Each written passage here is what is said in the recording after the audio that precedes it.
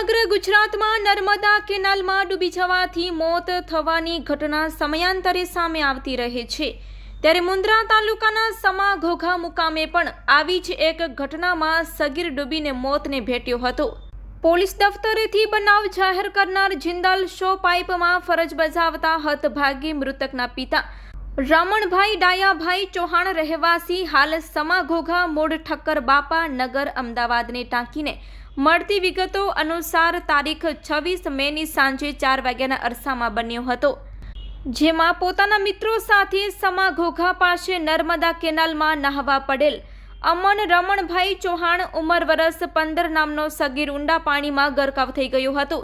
આ બનાવના પગલે સ્થાનિક તરવૈયાઓ બાદ NDRFની ટીમ અમનની શોધખોળમાં જોતરાઈ હતી। અંતે રાત્રિ દરમિયાન સખત મહેનત બાદ તેનું શબ મૃત હાલતમાં મળી આવતા તેના પરિવારજનોમાં ગમગીની છવાઈ હતી। ઘટનાને પગલે મુન્દ્રા પોલીસે અકસ્માત મોતનો ગુનો દાખલ કરીને ઘટના સંબંધિત તપાસ હાથ ધરી છે।